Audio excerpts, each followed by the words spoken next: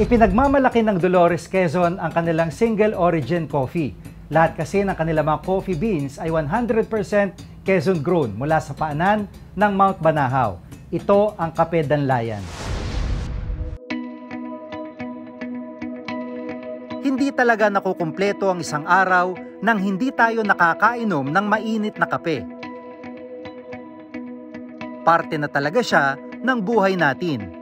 Pero alam nyo ba na bago makarating ang munting mga butil ng kape sa ating mga hapag, ay mahabang kwento nito?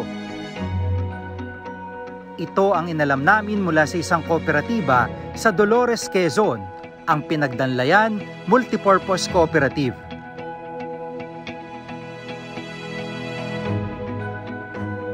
Kilala ang Kape Danlayan sa pagpuproduce ng masarap na kape. Sinimulan noong 2019 sa tulong ng DTI. Dito na nila mismo pinoproseso ang mga coffee beans para maging granules.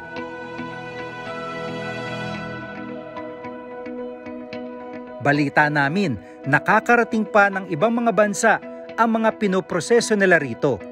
Napakalaki na po ng market. Sa ngayon po ay umaabot na ang order from abroad, Korea, Saudi Arabia at US po. Sabi pa ni Chairman Apolonio, dati raw pagka-harvest ng coffee beans sa mga farmers nila ay dumediretso daw ang mga ito sa middleman na mas kumikita pa kaysa mga farmers. Ngayon, paano nyo ho na iba yung modelo na yun? Mas matutulungan natin ang ating mga farmers dahil yung kita, direkta, sila ang makikinabang sa pagiging consolidator ni kooperatiba. Kami na po ang nagproseso. Kami na rin po ang humanap ng market sa tulong po ng kagaya ninyo na social media, advertisement, and then the government, local government. Malaki po ang naitulong para mas mapataas po yung kalidad at saka po yung market ng ating kape. Sa ngayon, umaabot na sa mahigit 2,000 miyembro ang kasapi ng Pinagdanlayan Multipurpose Cooperative. Majority nito ay mga coffee farmers. Pero maski ang mga mismong namumuno ng kooperatiba ang nagugulat sa naging tagumpay nila. Pero ngayon, parang nalulula naman po kami sa mga tulong na from non-government agencies, ayun, sobra po ang tulong. At sa paglipas ng mga taon, dumami na rin ang mga improvements na nangyari sa kanilang coffee processing plant.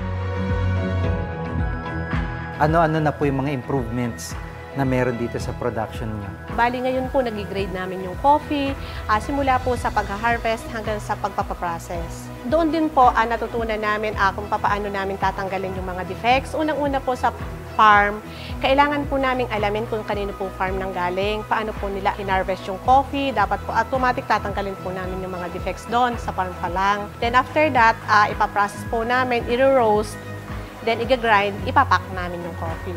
So doon pa lang po makukuha na namin alin po yung coffee ang ayos at ang hindi.